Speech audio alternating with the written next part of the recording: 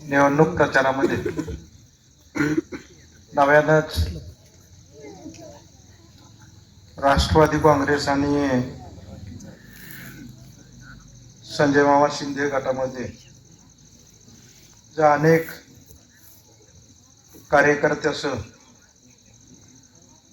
संजय बापू कदम माजी सरपंच वांगी यांनी होत असलेला प्रवेशाचा कार्यक्रम, या कार्यक्रमाच्या निमित्तानं उपस्थित असलेले बारामती अॅग्रोचे उपाध्यक्ष आमचे मित्र सुभाषआबा गुळवे, या भागातले नेते, जिल्हा परिषदेचे सदस्य निळकंठप्पा देशमुख, नानासाहेब लोकरे, उद्धव माळी, तात्या मामा सरडे, राजेंद्र भाऊ दांडे, डॉक्टर गोरख गुळवे, शिवराज रोकडे, गणेश तळेकर, सोमनाथ डावरे, रोहिदास सातू, अमर बांगे, उमेश इंगळे, रवी वळेकर, सतीश देशमुख, लक्ष्मण महाडी, कामर आरकिले, शुभम बंडगर, शंकर जाधव, सोमनाथ रोकडे, मयूर रोकडे, निलेश भोसले, संतोष कांबळे, गोरख देशमुख, महादेव नलवडे, समाधान देशमुख, या निवडणुकीतले या भागातले पंचायत समिती गणाचे उमेदवार सौ सोनालीताई नितीन तकी,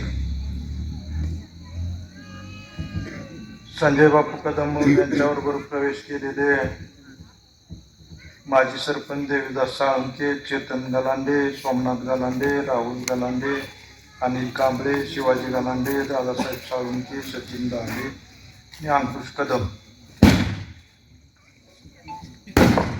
या निमित्तानं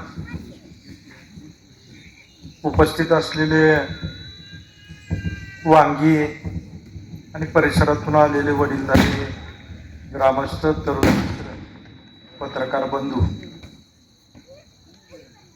उद्याच्या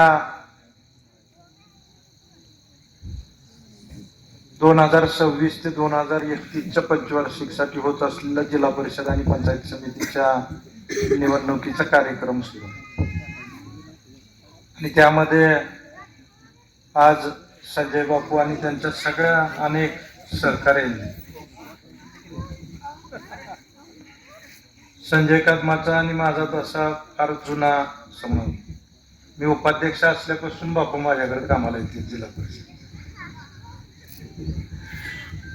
आणि एक चळवळीतला कार्यकर्ता, सामान्यातल्या सामान्य माणसाबरोबर राहून काम करायची धडपड, छोट्या छोट्या अनेक सामान्य माणसाच्या प्रश्नाशी सोडवणूक करायचा प्रयत्न कायम ते करत राहताना मला दिसले, आणि या निमित्तानं आज त्यांनी आपल्याबरोबर या जिल्हा परिषदेच्या दृष्टीनं भविष्य काळामध्ये आपल्या गटामध्ये काम करायच्या दृष्टीनं जो निर्णय घेतला आणि तो ज्या विश्वासाने त्यांनी आपल्याकडं घेतलेला आहे, भविष्य काळामध्ये विकासाच्या दृष्टीनं, प्रश्नांची सोडवणूक करण्याच्या दृष्टीनं आपली त्यांना मदत व्हावी, या निमित्तानं तुम्हाला आणि सगळ्या तुमच्याबरोबर आलेल्या कार्यकर्त्यांना आश्वासित करतो की तुम्हाला कधीही खंत वाटणार नाही की मी मामाकडे येऊन सुट्टी, आपल्या सगळ्यांचं प्रथमतः मी मनपूर्वक या ठिकाणी स्वागत करतो. गुळवे आबांनी मगाशी सांगितलं की जिल्हा परिषदेची ही प्रक्रिया सुरू झाली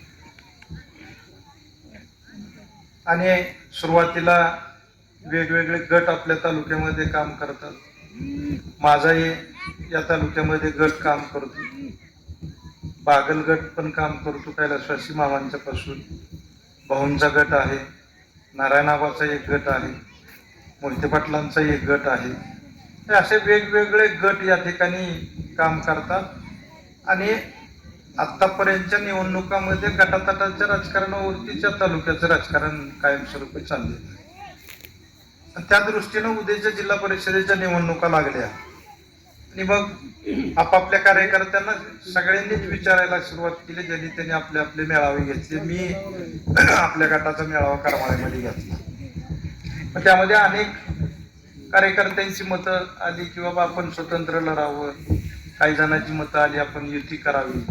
युती करण्याचं कारण असंच होतं की आपले छोटे छोटे गट होते, विधानसभेच्या वेळेची परिस्थिती बघितली तर अपेक्षा नसताना सुद्धा नारायणबाबांचा गट एवढा मोठा प्रमाणामध्ये झाला की सगळ्या बाकीच्या 2-3 गटांनी त्यांना मिळालं. आणि आताही पुढे तेच वातावरण राहतंय का किंवा विधानसभेच्या निवडणुकीनंतर पुन्हा कारखान्याच्या निवडणुका लागल्या आबांनी सांगितल्याप्रमाणे त्याही निवडणुकीमध्ये आम्ही सामोरे गेलो. त्यावेळेस सगळ्या गटाला आम्ही विनंती करत होतो. पण शेवटी गटाच्या राजकारणामध्ये कधी चांगले परिणाम होतात कधी वाईट परिणाम. आणि त्यावेळेस मग कुणाशी चिठ्ठी जायला नाही आम्ही आपलं लढलो. कारखान्याला आमची अपेक्षा होती की करमाळा तालुक्यातली मंडळी, पण आमच्या अपेक्षेपेक्षा सुद्धा मी नम्रपणे सांगेल की करमाळा तालुक्यातल्या लोकांनी आमचा सिंगल गट लढून अतिशय चांगल्या पद्धतीनं त्या ठिकाणी आमच्यावरती विश्वास ठेवला.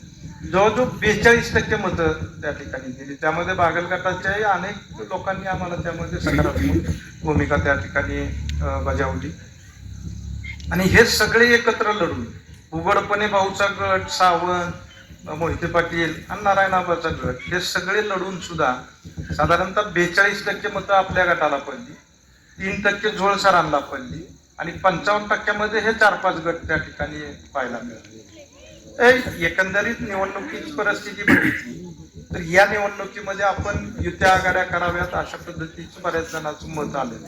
आणि त्या दृष्टीनं आपण हे करत असताना कार्यकर्त्याच्या पातळीवरती चर्चा सुरू होत्या. बागल गटांचे काही प्रमुख बोलत होते, आपल्या गटातले काही प्रमुख बोलत होते, नेते मंडळी मधून अजून संवाद कधीतरी होत होता. त्यामध्ये वरिष्ठ पातळीवरनं सुद्धा सांगण्यात आलं की आपण महायुतीमध्ये आहोत आणि तुम्हाला एकत्र येऊन निवडणूक लढायला काय हरकत नाही, त्यामुळे तशा पद्धतीचा त्या ठिकाणी निर्णय घ्या. आणि वरून आदेश आले आणि त्यामधून आपल्याला ही निवडणूक बागल गट, भाजप आणि राष्ट्रवादी काँग्रेस, संजय मामा गट अशा पद्धतीनं आपण ही निवडणूक लढवायचा निर्णय घेतला. त्यामध्ये युत्या आघाड्या चालू असताना गटातटाच्या मागण्यामध्ये बरेचसे आपले मतमतांतर चालू होते. आणि त्याच वेळेस वांगी गटाला निळाप्पा सगळीच द्यायची. ती वांगी गट कुणाचा तरी आहे म्हणायची, बालेकिल्ला आहे म्हणायची.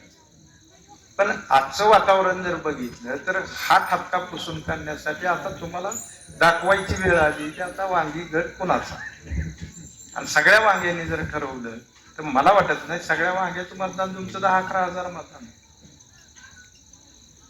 आणि त्या परिसरातलं त्या पंचायत समितीतलं किती मतदान आहे असेल, जीवर असेल किंवा लवे असेल, लव्यात ती काही मतं पडतेच ना, जीवरमध्ये बी पडते.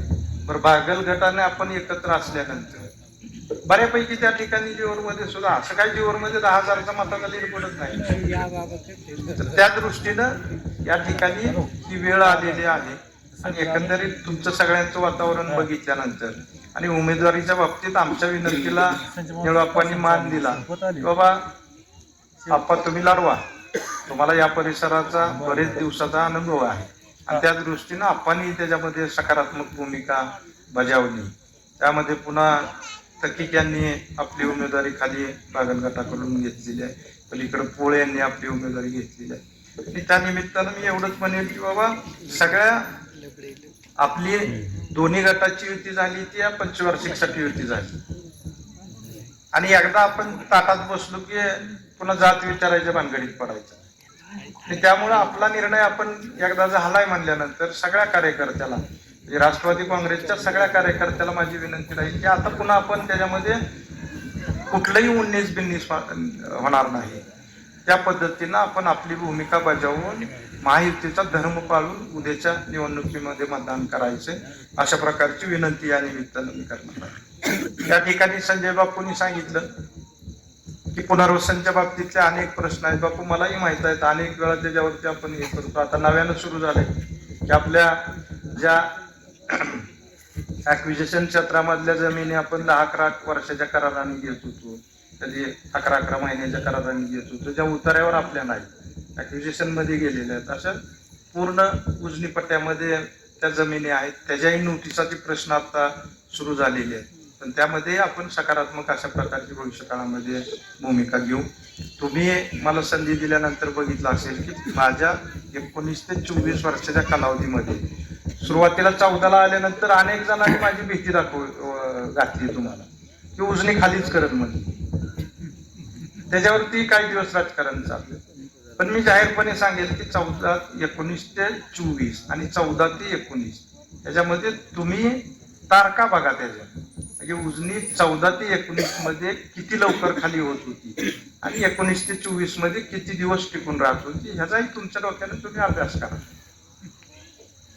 हे या निमित्तानं मी नम्रपणे सांगू इच्छितो. या परिसरामध्ये पाणी आहे, सगळं आहे. लाईटचे प्रश्न होते. वांगीचं 2 नंबर सबस्टेशन म्हणजे कोविडची 2 वर्ष सोडता राहिलेली जागेसाठीच आपली जवळजवळ 2.5 वर्षाच्या सबस्टेशनच्या गेली. आणि आता तो प्रश्न आपण मार्गे लावत आणलाय 2 नंबर वांगीचा, की त्याच्या परवानगी आणल्या, जमीन खरेदी झाली, त्याच्यामध्ये लोकांनी काही त्यांच्या रेडी रेकनरपेक्षा आपल्याकडे बाजारभावाची किमती जास्त होत्या, लोकांनी त्याच्यामध्ये काही वर्गणी करून सहभाग घेतला आणि तोही प्रश्न भविष्य काळामध्ये मार्गी लागेल. मी या ठिकाणी नम्रपणे सांगेल की 14 ते 19 मध्ये किती लाईटची कामं झाली हो या तालुक्यात. एक लव्ह्याचं सबस्टेशन फक्त झालंय मी सांगतो, तेही मामींच्या कालावधीतलं मंजूर आहे आणि तिकडं नेलं आणि त्याचंही क्रॉसिंग पुन्हा मीच केलंय, रेल्वे क्रॉसिंग.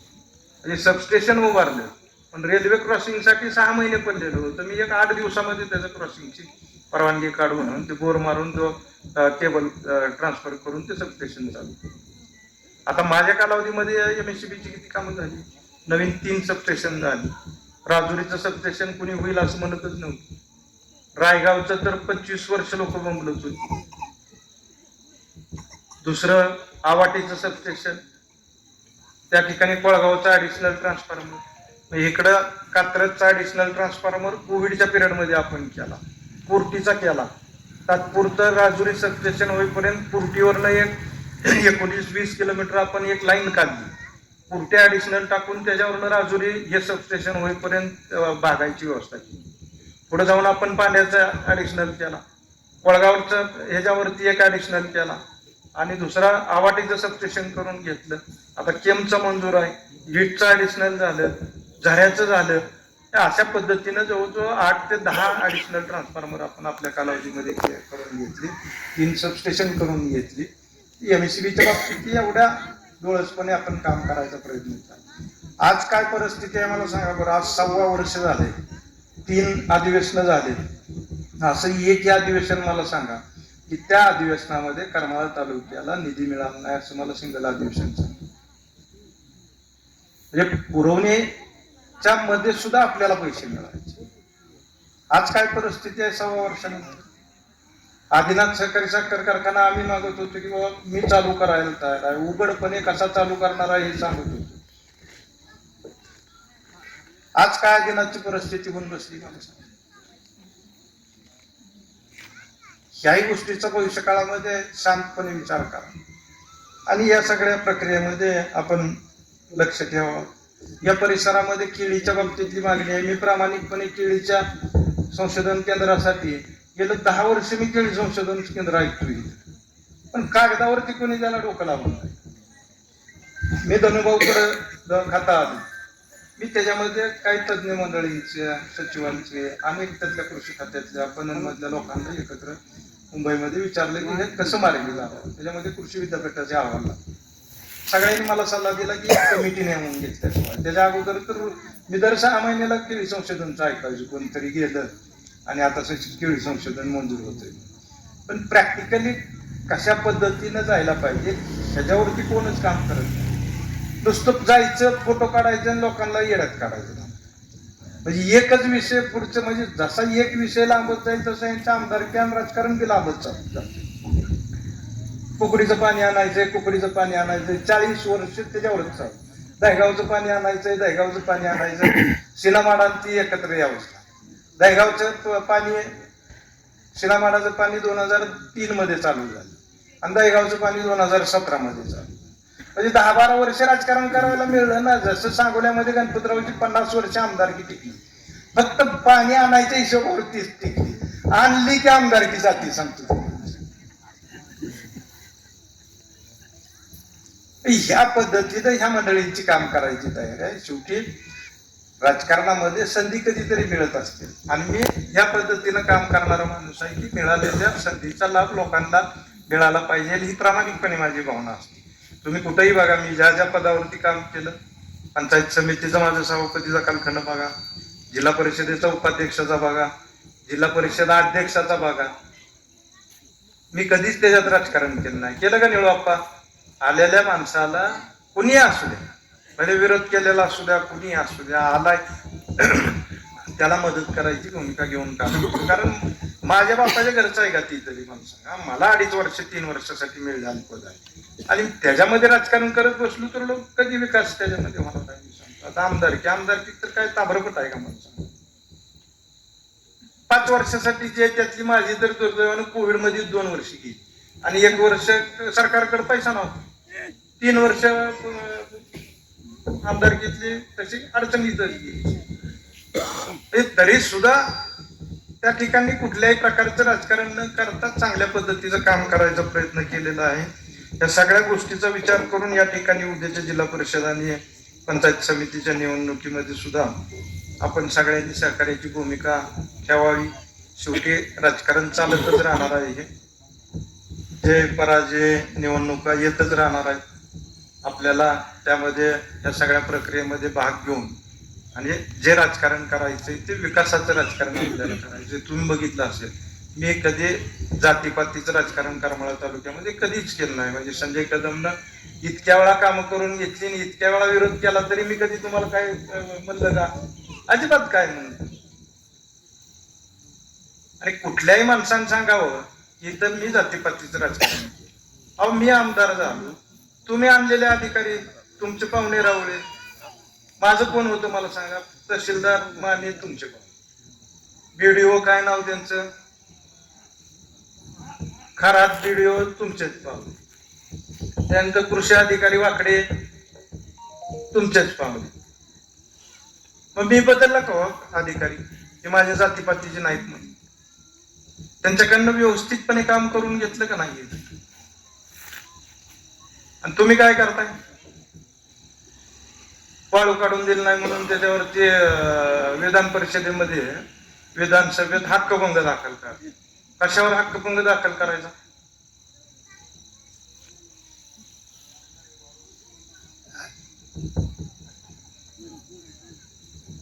म्हणजे कामाच्या पद्धती बघा तुम्ही आणि ह्या सगळ्या गोष्टीचा त्या ठिकाणी विचार करा.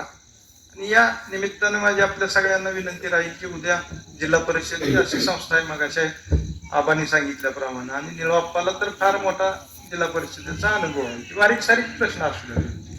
म्हणजे मला आठवतंय आपल्या कालावधीत एक जणांचं जीवरचं प्लॉटिंग होतं, त्यातनं आपलं जलजीवनची पाईपलाईन गेली. ती म्हणली राव त्या जलजीवनच्या पाईपलाईन मुळे मला त्याची एनओसी मिळाली आणि माझं प्लॉट येणे होत नाही. मी त्याला देखभाल दुरुस्तीमधनं पैसे दिले 10-12 लाख रुपये आणि त्याचं टेंडर काढून त्याच्या रानातली पाईपलाईन उचलून रस्त्याच्याकडे टाकून. काम करायचं म्हणलं तर कसं करता येतं ह्याचे अनेक उदाहरणं म्हणजे जिल्हा परिषदेमध्ये ज्याला काम करायचं त्याला पाहायला मिळते. तिकडं आमच्याकडे एक ह्याची एक कुठली तरी वाडी आहे, लोंडेवाडीची. आबा 50 वर्षात एक गडीचा नाल्ला होता, जसा वांगीत एक चालू होता आपल्याकडे. PM जासवायच्या रस्त्यामध्येच आडवाडवी झालेली कितीतरी वर्ष त्याच्यावरच चालू होत. तसं आमच्याकडे एक होत, 1.5 गुंठा मध्येच होता, 700 मीटर फक्त. पूर्ण PM जासवायचा रस्ता गेला, ही तो वाडी आहे आणि 700 मीटर अंतर आहे. आणि 50 वर्ष त्या गाड्यानं काय कोणाला हात जाऊन तो रस्ताच करून दिला नाही. मध्येच 1 गुंठा का 1.5 गुंठा त्याचं राहत. मी जिल्हा परिषदेला उपाध्यक्ष झालो, मी त्याला डोकं लावला. म्हणजे आता ह्याला काय मार्ग काढावा सगळ्या अधिकाऱ्यांना विचार. बरं, ती कोर्टात गेलं, कोर्टाने आदेश दिला की ह्याची भरपाई द्यावी.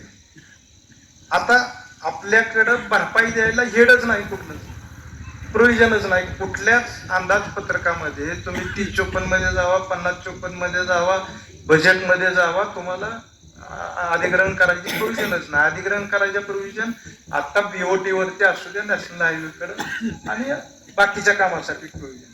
आता मी त्यात काय डोकं लावलं की त्या आदेशाप्रमाणे 1,00,000-1.25 लाख रुपये त्याला द्यायचे. मी जिल्हा परिषदेच्या सेस फंडातनं दिली. ती म्हणलं 1,00,000-1.25 लाख नाही, अजून मला म्हणजे रेडी रेकनरपेक्षा अजून जास्त द्यावं लागतं. त्याला एक खीर दिली आणि असं करून ते सगळं जुगाड करून त्याचा तिथली एनओसी घेतली आणि तो रस्ता करून देईल.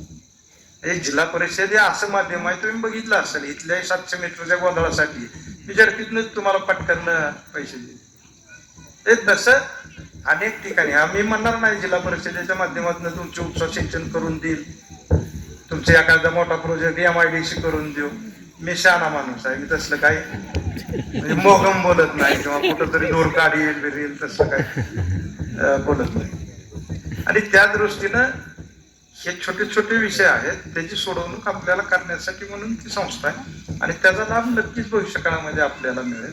आणि आज असं समजायचं कारण नाही की बाबा इथं जरी बागलगटाला जागा सुटलेली असली, राष्ट्रवादीच्या कार्यकर्त्याने असं म्हणायचं नाही की उद्या आता बागलगटाने त्यांचा निवडून आला तर त्याच्यामध्ये मग आम्हाला विकासाच्या दृष्टीने निधी मिळणार. तर 5 वर्ष आपण व्यवस्थितपणे आपले 6 पंचायत समितीची आणि त्यांचे 6, त्यांचे 3 जिल्हा परिषदचे आणि पंचायत जिल्हा परिषदेचे आपले 3, त्यातले जे येतील त्या ठिकाणी जिथं आपले नसतील त्या ठिकाणी त्याच्यातलं 50% वाटा त्यांनी कंपल्सरी द्यावा लागेल आपल्याला. आणि आपल्यातले 50% जिथं आपला उमेदवार निवडून आला त्याच्यामधलं बागलगटाला द्यावा लागेल. ही युती आपली क्लिअर कट 26 ते 31च्या जिल्हा परिषदेसाठी ही युती आहे. त्याच्यामध्ये कुठल्याही प्रकारचं कुणाकडूनही चुकीचं वर्तन होणार नाही ह्याची दक्षता आम्ही नेते मंडळी त्या निमित्तानं घेऊ. बाकी विधानसभेला पुन्हा आपण लढू, पण झेडपीची मात्र जे ठरलंय त्याच्याप्रमाणे आपण 5 वर्ष जिल्हा परिषदेचा कारभार करू, एवढंच आपल्याला या निमित्तानं सांगतो. पुन्हा एकदा या सगळ्या मंडळींचं या ठिकाणी स्वागत करतो आणि आपण सगळ्या मंडळींनी वांगी कुणाची हे दाखवून देण्यासाठी जिल्हा परिषदेचे उमेदवार निळोप्पांच्या सौ मीनाक्षीताई, पंचायत समिती गट वांगीचे सोनालीताई तके आणि पलीकडे आपल्या पोळताई लबडेताई ह्या 3 उमेदवाराला निळोप्पाची मशीन तिकडच्या बाजूला पण येणार आहे आणि इकडच्या बाजूला पण येणार आहे. त्या गटामध्ये दोन्ही गाड्याला असतील. ह्या गटामध्ये निळोप्पाचं एका मशीनवरती गाड्याला असेल आणि दुसऱ्या मशीनवरती कमळ असेल. त्यामुळं कुठल्याही प्रकारचा विचार न करता उद्याच्या निवडणुकीमध्ये विकासाच्या दृष्टीनं या आघाडीला पाठिंबा द्या अशा प्रकारची कळकळीची विनंती करतो आणि मी माझी रजा घेतो. जय हिंद, जय महाराष्ट्र.